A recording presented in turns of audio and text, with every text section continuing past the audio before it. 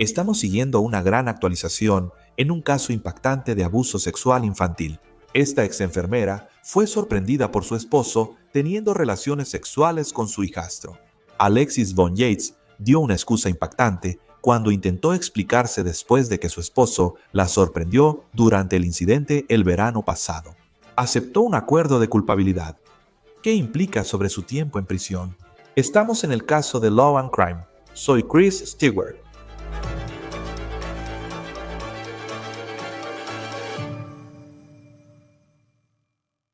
Seré honesto contigo. El informe policial de este caso no es fácil de leer.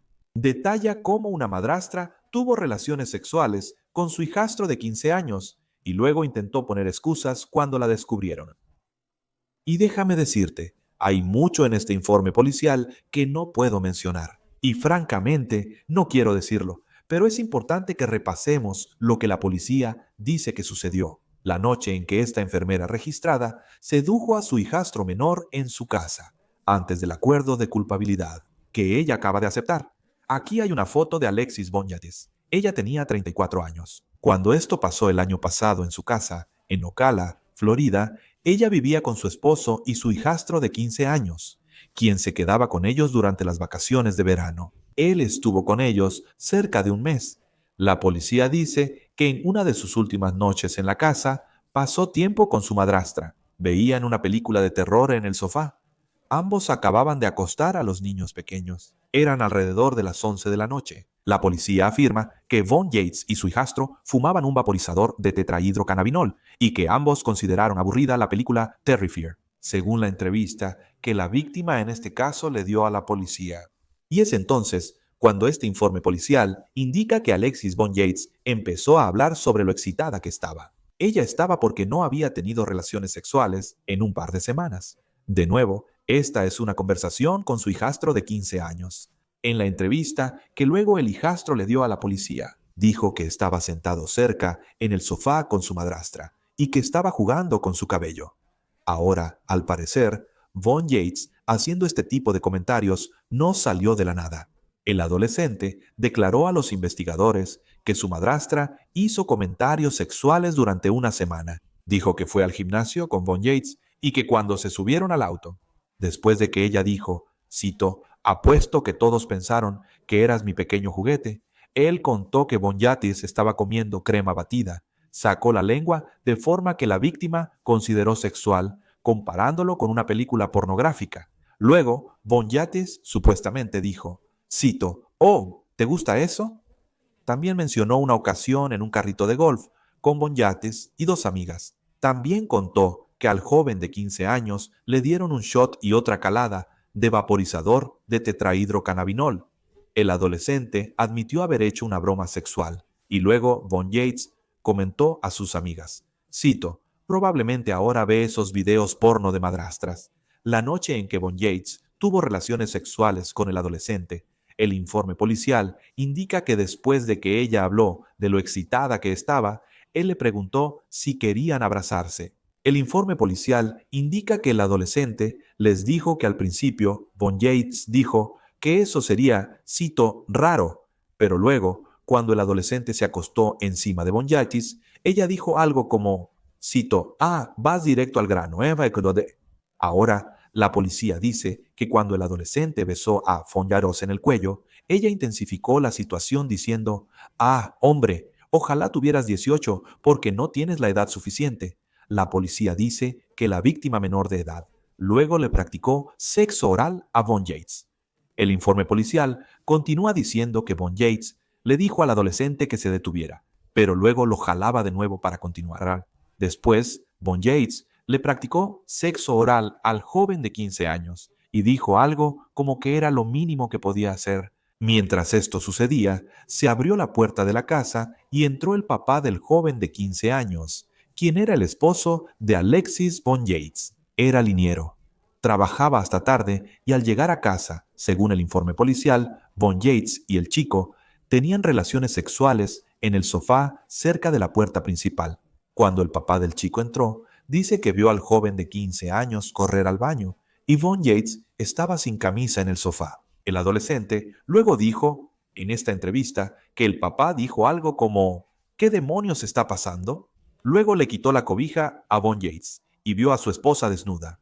Luego, el papá del chico le ordenó al adolescente que empacara sus cosas y se fuera de la casa. El adolescente dice que también escuchó a su papá llamar a Von Yates, su esposa, y cito, depredadora de menores.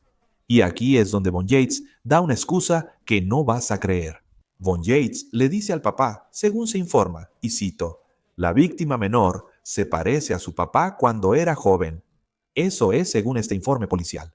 Von Yates también afirmó que le dijo al adolescente que se detuviera, lo cual, según el informe policial y todos esos detalles, puede que lo haya dicho, pero gran parte de esa declaración es una mentira.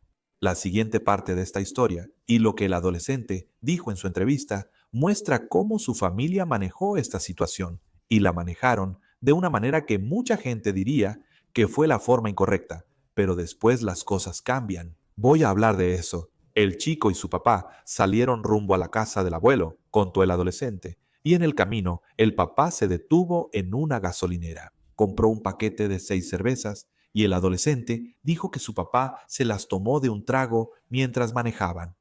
Luego el papá del chico le dijo que nunca volviera a hablarle. También llamó al chico y cito, un fracaso. El abuelo del chico dijo, más te vale no estar contando lo que pasó. Cuando el chico dijo que iban a hablar con su primo sobre esto, también le dijo que no contactara a su mamá sobre lo que pasó con Alexis Von Yates. El chico contó al entrevistador que amaba a Von Yates y nunca había tenido relaciones sexuales o emocionales, pero también estaba molesto porque su familia, según él, quería encubrir lo ocurrido. Sin embargo, Von Yates no había terminado. La adolescente dijo que a la mañana siguiente el chico la llamó. Tras todo lo ocurrido, incluso que su esposo los sorprendiera así. Según el informe policial, Von Yates dijo por teléfono que deseaba que su esposo no los hubiera sorprendido y agregó más comentarios sexuales. El adolescente calificó la experiencia como 7 de 10. La policía informa que recibió una denuncia anónima sobre el caso. Eso lo sacó aún más a la luz y según una testigo conocida como Kaylee, en este informe policial, esa denuncia supuestamente fue hecha por el papá del chico. Parece que hubo un cambio de opinión, quizá tras un tiempo para calmarse, luego de que el adolescente afirmó que su papá intentó encubrirlo y hacer que desapareciera esa noche. Según esa testigo, el papá del chico sí tuvo ese cambio de actitud. De acuerdo con la versión que la policía dio la noche en cuestión, el papá dijo que estaba del lado de su hijastro, siempre y cuando el hijastro estuviera dispuesto a testificar.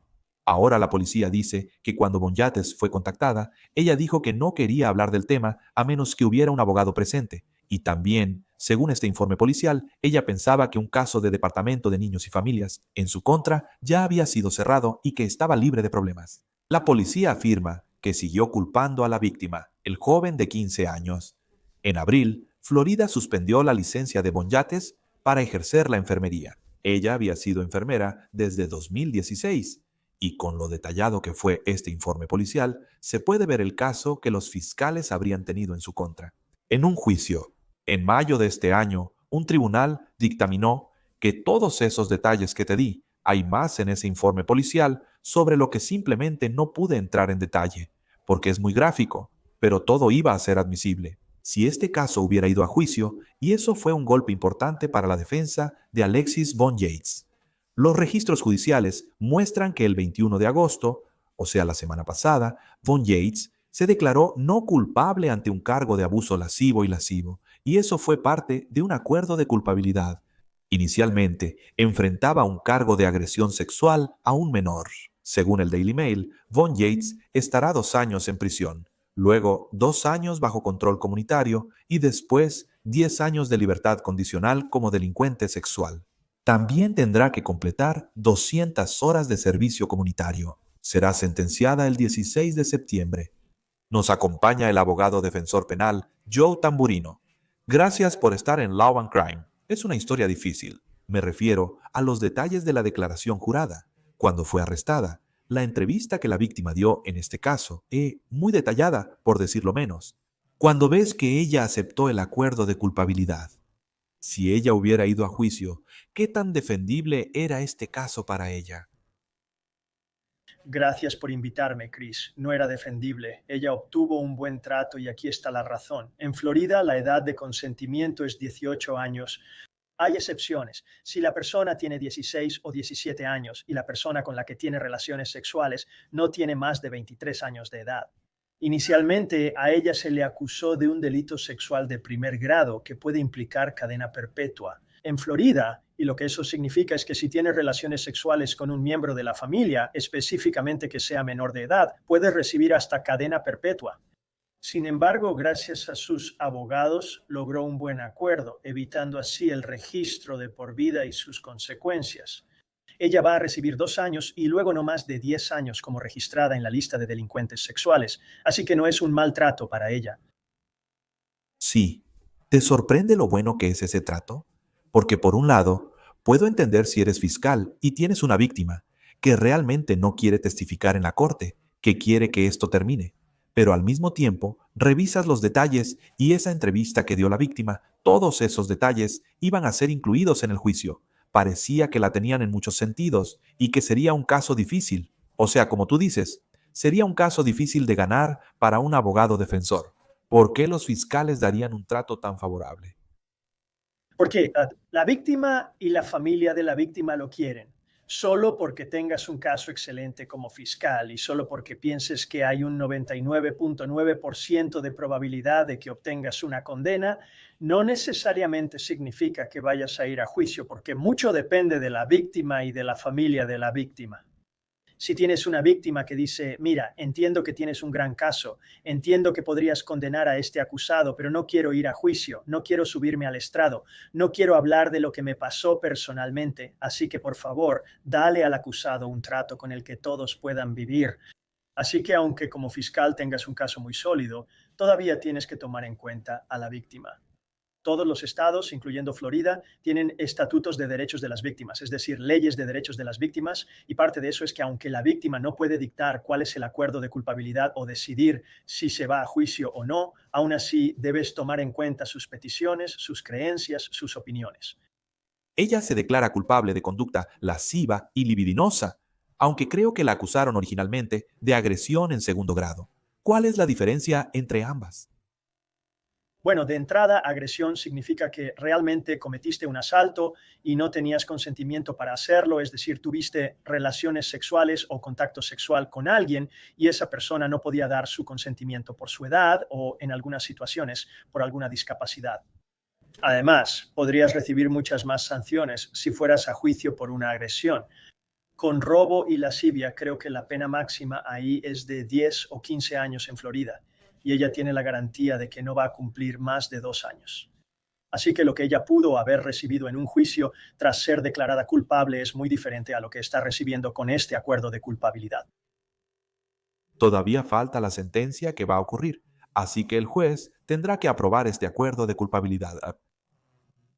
He leído que la víctima planea dar una declaración de impacto como testigo. Para ella, quiero decir, ¿cómo, si tú fueras su abogado, sabiendo lo bueno que es este acuerdo y lo que pudo haber sido, qué tan importante es que ella dé una declaración ante este juez para asegurarse de que el juez realmente acepte este acuerdo? No creo que ella vaya a dar una declaración. Podría hacerlo. Es su derecho de elocución. No hay duda de eso. Podría hacerlo. Pero ella se declaró no impugnante a esto. No impugnante significa que no admites ser culpable, pero igual te declaras culpable ante el juez. Acepto todo lo que me haría culpable en este caso. En esas situaciones, la mayoría de las veces, el acusado simplemente le dirá al tribunal que aprecia el tiempo del tribunal, que lamenta mucho todo esto y que desea que el tribunal acepte la declaración. No creo que ella vaya a decir más que eso. Realmente, ¿qué podría decir aparte de que lo siente mucho? Ella está dispuesta a recibir tratamiento y va a mejorar su vida. Pero me sorprendería si realmente hace una declaración completa. Porque lo que suele pasar, y esto es más aparte de su historia en particular, pero hemos visto esos casos donde se presenta un acuerdo y simplemente ves a un juez que dice que esto no es suficiente. ¿Qué ocurre cuando un juez, aunque haya un buen acuerdo y el público cuestione la sentencia, decide que alguien reciba solo eso? ¿Qué debe ocurrir para que un juez diga que el tribunal no aceptará esto? En la mayoría de los casos, un acuerdo entre el fiscal y la defensa debe ser aprobado por un juez, ya que el juez no está obligado a aceptar un acuerdo de culpabilidad. De hecho, verás que en todo el país a veces los jueces dicen, miren, sé que las partes tienen este acuerdo, pero no voy a aceptar este acuerdo. Como juez no tengo que hacerlo. Creo que esto es demasiado indulgente o la objeción que sea. Ahora, la mayoría de las veces los jueces aceptan los acuerdos entre las partes. ¿Por qué? Porque obviamente tienes abogados competentes de cada lado y claramente ya han litigado el caso. Ellos saben más sobre el caso que el juez. Muchas veces el juez simplemente confiará en la decisión que han tomado el fiscal y el abogado defensor. Sin embargo, sí, en este caso es posible, aunque creo que es poco probable, que un juez diga simplemente no voy a aceptar eso. Ahora, como abogado defensor penal, quiero decir, estoy seguro de que hay días que son más fáciles que otros. Pero si tuvieras que defender a Alexis Von Yates y ves todos los detalles que esta víctima presentó en una entrevista que intentaron que se excluyera, pero iba a ser admisible en la corte. Si esto hubiera ido a juicio, ¿cuál habría sido la estrategia si tú fueras el abogado defensor de ella? Bueno, la única estrategia sería tratar de desacreditar a la víctima en el caso, porque la víctima tendría que testificar y tendrías que intentar atacar su credibilidad. En estos casos eso es muy difícil.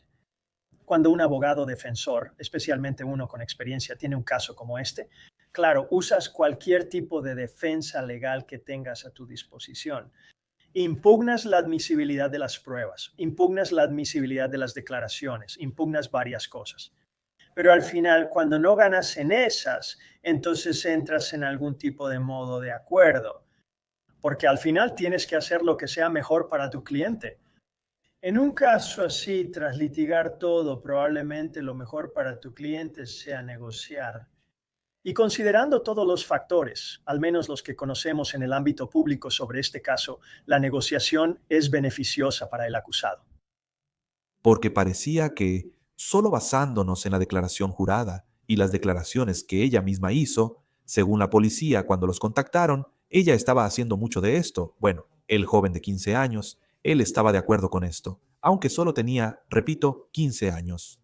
Mucha culpabilización a la víctima, término que sé que se usa mucho. Y eso es, creo que tú como abogado defensor, a veces tienes que realmente, como dices, ir contra la víctima de muchas maneras. Pero ¿qué tan efectivo puede ser eso, sabiendo que podría haber miembros del jurado sensibles al hecho de que en Florida, quiero decir, 15 años, no es una edad de consentimiento? Tienes razón, a los 15 años no hay consentimiento. Como dije antes, hay algunas excepciones si la supuesta víctima tiene 16 o 17 años y el supuesto agresor tiene menos de 23 años y hay evidencia de una relación. Sí, existen esas excepciones. Los dos principales obstáculos para la defensa son, primero, que se trata de una relación familiar. Básicamente, él es su hijastro, así que eso va a ser un problema. Lo siguiente es que la supuesta víctima tiene menos de 16 años, lo que significa que el consentimiento ni siquiera es un tema. Ahora ya sabes, cuando llegues al juicio, claro, todavía vas a intentar atacar a la víctima, vas a atacar la credibilidad de la víctima. Y me imagino que eso fue parte de la consideración al llegar a una negociación de culpabilidad.